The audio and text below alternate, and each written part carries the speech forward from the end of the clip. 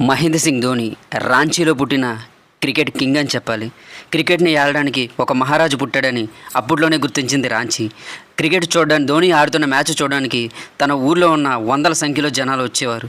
తన ఫ్రెండ్స్ కానీ, తర్వాత చేయాలనుకున్న ప్రతిదీ తన తండ్రితో సహా ధోనికి అన్నీ అంత సులువుగా వచ్చినాయి కాదు.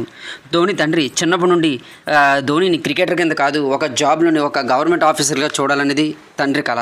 కానీ దాన్ని మన ధోని బ్రేక్ చేసి క్రికెట్లోకి అడుగుపెట్టాడు. అది మనందరిది లక్ అనుకోవాలి. ఎందుకంటే మన లెజెండ్లు సాధించలేని ఘనతలు కూడా ఆయన సొంతం. చిన్నప్పుడు ధోని ఇంట్లో సచిన్ టెండూల్కర్ ఉండేది, కానీ ఇప్పుడు ఆ ధోనియే ఫోటో టెండూల్కర్ గారి ఇంట్లో ఉంటుంది. ఎందుకంటే ఆ లెజెండ్ సాధించిన ఘనత అలాంటిది. తన భార్య సాక్షి, ఈ తర్వాత తన ఫ్యామిలీ, ఇలా చెప్పుకుంటూ పోతే ధోని గురించి ఒకటా రెండా, ప్రతిదీ అంత సులువుగా అయింది కాదు. ప్రతిదీ తన సాధించుకున్నదే. కెప్టెన్ కూల్, చాలా కూల్గా ఉంటూ, చాలా ప్రశాంతంగా ఉంటూ ధోని 2007లో వరల్డ్ కప్ కావచ్చు, తర్వాత ఛాంపియన్షిప్ కావచ్చు, తర్వాత ఇలా చెప్పుకుంటూ పోతే ఇంకా చాలా కప్పులు, ఐపీఎల్లో 5 T20 కప్పు సాధించి, సిఎస్కే అంటే ధోని అంటే సిఎస్కే అంత ఘనత సాధించిన ధోని ఫ్యామిలీ దగ్గర రాబోతుకు మేడం పసివాడే. తన పాప జీవా అన్న, తర్వాత తన భార్య సాక్షి అన్న, తన టీము ఇండియా అన్న, ఇండియాలో పుట్టిన ప్రతి క్రికెట్ అభిమాన ధోనికి పిచ్చి. ధోని ఎంత ప్రశాంతంగా ఉంటాడంటే గేమ్కు ముందు ఒకలాగా, గేమ్కు ముందు తర్వాత ఇంకొకలాగా ఆయన చూడడం మనం ఎప్పుడు చూసి ఉండే క్రికెటర్లు కాదు. ఆయన ఎప్పుడు ఒకేలాగా ప్రశాంతంగా పీస్ఫుల్గా ఉండి గేమ్ ముగించే తర్వాత కూడా అదే మెయింటైన్ చేస్తాం. మనం గెలిచిన వ్యక్తివే కాదు, ఓడిపోయిన టీంని కూడా అర్థం చేసుకోవాలని ఎప్పుడు ఒకేలా ప్రవర్తించే మన ధోని. ఆయన గురించి నేను పెద్దగా చెప్పాలనుకోవట్లేదు, ఎందుకంటే ఆయన గురించి తెలియని ఇండియన్ ఎవరూ ఉండరు. తన లైఫ్లో ఏం జరిగింది అనేది తనది. తర్వాత సాక్షి కానీ ఇవి కానీ మనం MS ధోని మూవీ చూసినప్పుడు ఈ క్యారెక్టర్లో సృష్టించిన విధ్వంసం అంతా ఇంత కాదు. ఆయన పాత్రలోని ఇన్వాల్వ్ అయిన యాక్టర్సే అంత అద్భుతంగా చేస్తుంటే మనం ఫస్ట్ నుండి చూస్తున్న మనం ఆ ధోని ఫ్యాన్స్ కింద మారిపోవడంలో ఎటువంటి ఈ అభిప్రాయం వేరేదేమీ ఉండదు. ధోని గురించి చెప్పాలంటే అతను ఒక అద్భుతం, అతను ఒక మహత్యం.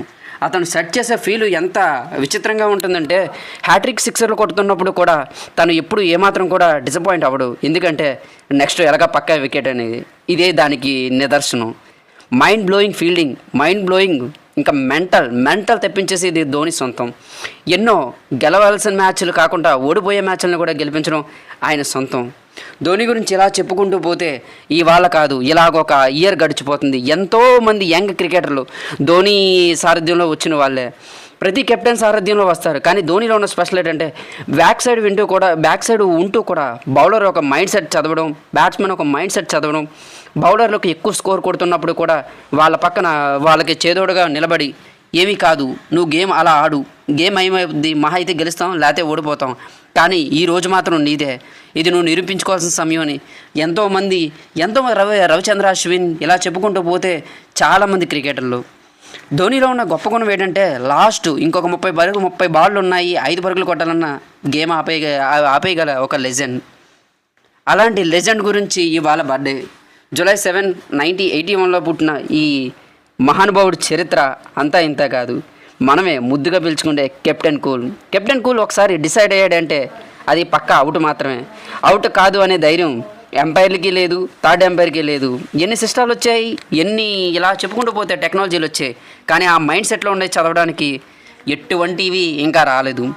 ధోని ఉన్న మైండ్ సెట్ ఏంటంటే అప్పటికప్పుడే నిర్ణయాలు తీసుకోగలడు, అప్పటికప్పుడే విధ్వంసం సృష్టించగలడు. ఎన్నున్నా మాత్రం కూల్గానే ఉంటాడు. మహేంద్ర సింగ్ ధోని లాగా ఉందామని చిన్నప్పటి నుండి ఎన్నో అనుకున్నాం, కానీ అది సాధారణం కాదు. ఎందుకంటే దేవుడు అనేవాడికి ఒక్కడికి మాత్రమే ఉంటుంది ఆ మైండ్ సెట్. అలాంటి వ్యక్తిని చూస్తూ క్రికెట్లో ముందుకు సాగుతున్న ఇది నేను చెప్పాలనుకున్నది. లాస్ట్ 2024లో ఈ సిఎస్కేలో MS ధోని మ్యాచ్ ఓడిపోయిన తర్వాత నేను ఆయన మీద ఉన్న వీరాభిమానమో లేకపోతే పిచ్చని చెప్పుకోవాలి. జియో టీవీ మొత్తం మొబైల్ కానీ ఏమి కూడా స్కోర్లు మొత్తం అని డిలీట్ చేసి పారేశాను. ఇప్పటివరకు ఆఖరి 2024లో ఈ వరల్డ్ కప్ గెలిచిన తర్వాత గెలిచింది అన్న హైలైట్లోనే చూశాను, కానీ క్రికెట్ సైడ్ వెళ్ళలేకపోయాను. ఎందుకంటే ఆయన మీద ఉన్న పిచ్చి.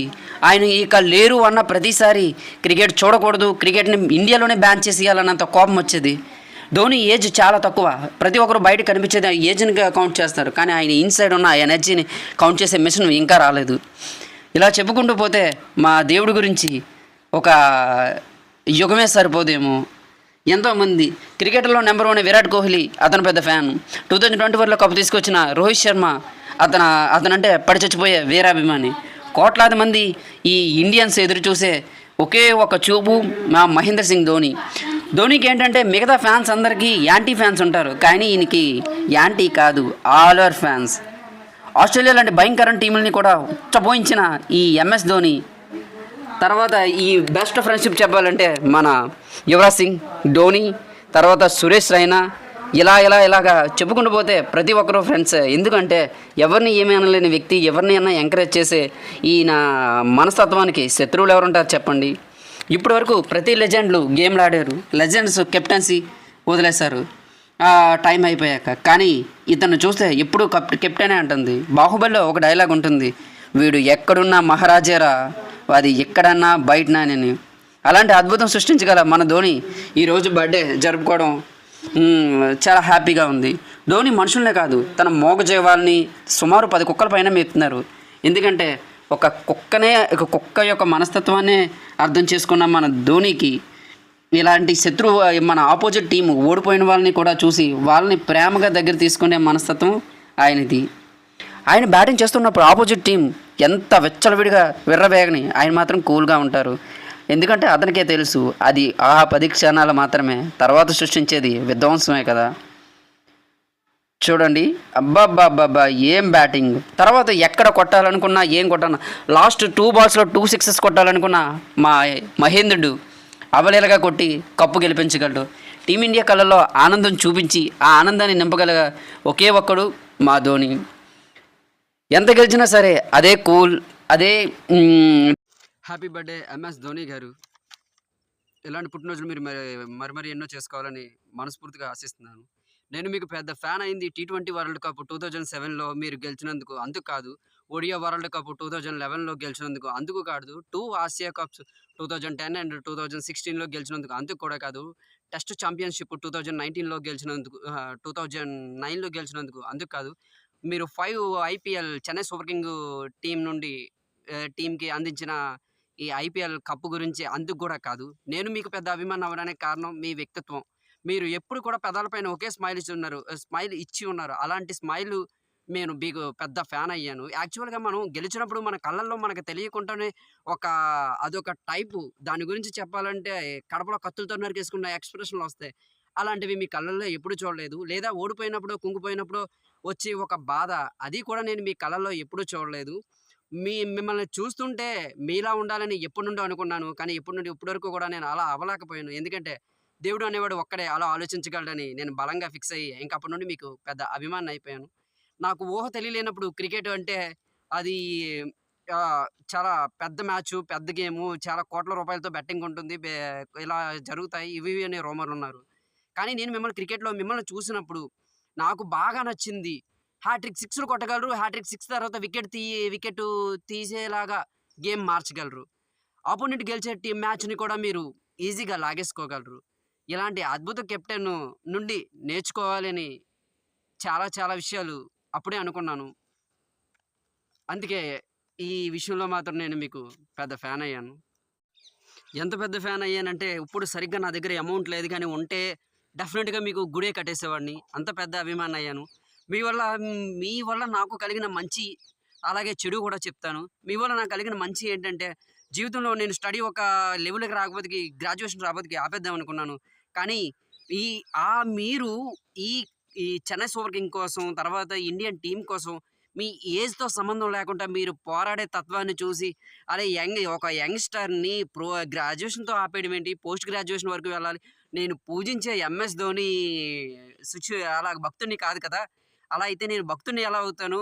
అలాంటి వారికి కావాలనుకుంటే అతని ఆశయం తగ్గట్టువాడే, అతనిలా అవ్వాలని కోరుకున్నవాడు ఇలాంటి మధ్యలో ఆపేయకూడదని పోస్ట్ గ్రాడ్యుయేషన్ పూర్తి చేశాను. ఇది మీ వల్ల మాకు జరిగిన మంచి. మీ వల్ల నాకు జరిగిన చెడు కూడా చెప్తాను. మీలాగా ఉండాలనుకున్నాను. చాలా ట్రై చేశాను. అది నా వల్ల కాలేదు. ఇది చెడు అని ఎందుకు అంటున్నానంటే, మీరు ఎక్కడ నేర్చుకున్నారో, మీరు మీ గురువెవరో చెప్తే మేము కూడా ట్రై చేస్తాం. ఎందుకంటే మేము అలా ఉండడానికని ప్రయత్నించాలని మనస్ఫూర్తిగా అనుకుంటున్నాం. కానీ మా గురువు మాత్రం మీరే. ఎప్పటికైనా మిమ్మల్ని కలవాలన్నది నా జీవిత కల. ఏదో ఒక రోజుకి డెఫినెట్‌గా కలుస్తానని మనస్ఫూర్తిగా, బలంగా కోరుకుంటున్నాను. కానీ ధోని గారు మీరు లేరని నేను ఇప్పుడు ఈ మధ్యలో క్రికెట్ చూడడమే మానేశాను. క్రికెట్ సైడ్ వెళ్ళడమే మానేశాను. ఎందుకంటే ధోని లేని ప్రపంచంలో నేను మాత్రం ఎలా చూడగలను? ఏ బ్యాట్స్‌మెన్ బ్యాట్ పట్టుకున్నా సరే మీరే గుర్తుకొస్తారు. ఏ మిడిల్ ఆర్డర్‌లో వచ్చిన ఆల్ రౌండర్ బ్యాటింగ్ చేస్తున్న ఆ విధ్వంసం సిక్సర్‌లు బాదుతున్న మీరే గుర్తుకొస్తారు. మహానుభావులు ఎంతెంతో ఉన్నా సరే మీది మాత్రం చెరగని ఆ స్థానం ఎప్పటికీ కాదు, ఎప్పటికీ. నేను మీ తర్వాత ఆ స్థానంలో చూసింది రిషబ్ పంత్. మీ వారసుడిగా వచ్చారు. మీలాగా ఈ మిడిల్ ఆర్డర్‌లో బ్యాటింగ్ చేయకపోవచ్చు. లేదా మీలాగా మెరుపు వేగంతో కెప్టెన్సీ వికెట్స్ తీయలేకపోవచ్చు. మీలా కెప్టెన్సీ చేసే అంత లేకపోవచ్చు. లేదా రిషబ్ పంత్‌కి మీ అంత ఓపిక లేకపోవచ్చు. కానీ ఇన్నున్నా సరే యావత్ భారతదేశం ఒకే ఒకటి నమ్మింది ధోని మీద ఉన్న అభిమానమే రిషబ్ పంత్ అని. ధోని తర్వాత ఆ స్థానంలో చూడగలమని క్రికెట్ ప్రపంచం నమ్ముతుంది. మరికొద్ది కాలంలో మన రిషబ్ పంత్ గారు కూడా మీలాగే మారాలని మనస్ఫూర్తిగా ఆశిస్తున్నాను. కానీ నేను చూసిన నా లైఫ్‌లో ఒకే ఒక క్రికెటర్, నేను ఒకే ఒక అభిమాని కింద మారే ఒకే ఒక వ్యక్తి, అది మహేంద్ర సింగ్ ధోని. మీరు మళ్ళీ 2025లో ఐపీఎల్ ఆడతానని బలంగా కోరుకుంటున్నాం. మా చెన్నై సూపర్ కింగ్స్ కాదు, మేము ధోని ఫ్యాన్స్. ధోని ఎక్కడుంటే అక్కడ, ముంబై ఉంటే ముంబై, ఎక్కడుంటే అక్కడ ధోని. ఒకటి మాత్రం బలంగా చెప్పగలను ధోని గారు, మన ఇండియన్ క్రికెట్ ప్రపంచానికి మాత్రం మీరు లేని లోటు రాజు లేని రాజ్యం లాంటిదే. ఆ స్థానాన్ని ఎంతమంది వచ్చినా ఎప్పటికీ ఆ స్థానానికి న్యాయం చేయలేరు. అయినా ఏం చేస్తాం, ఏదో ఒకదాన్ని యాక్సెప్ట్ చేయక తప్పదు కదా! ఎప్పటికీ మీ స్థానం మాత్రం మాకు అక్కడే. Happy birthday captain cool. మీ దారిలోనే మేము కూడా ప్రతీదీ కష్టపడుతూ, ప్రతి దాన్ని కూడా సొంతంగా కష్టపడుతూ, మా కష్టం పైనే మా ఒక ఎదుగుదల ఉండాలని బలంగా ఆశిస్తున్నాం. అలాగే మీలాగే కెప్టెన్ కూల్‌గా మేము కూడా ఒక కూల్ హ్యూమన్ బీయింగ్‌గా ఉండడానికి ప్రయత్నిస్తున్నాం. అది సాధారణంగా సాధ్యం కాదు.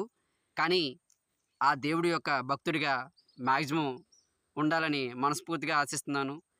కాకపోతే ఒకటి, నా లైఫ్‌లో ఒక్కసారన్నా మిమ్మల్ని దగ్గరుండి ఒక్కసారి మిమ్మల్ని కలవాలన్నదే నా కోరిక. తీరుతుందని మనస్ఫూర్తిగా నమ్ముతున్నాను. డెఫినెట్‌గా అది సక్సెస్ అవుతుందని ఆశిస్తున్నాను. Thank you captain cool MS Dhoni గారు.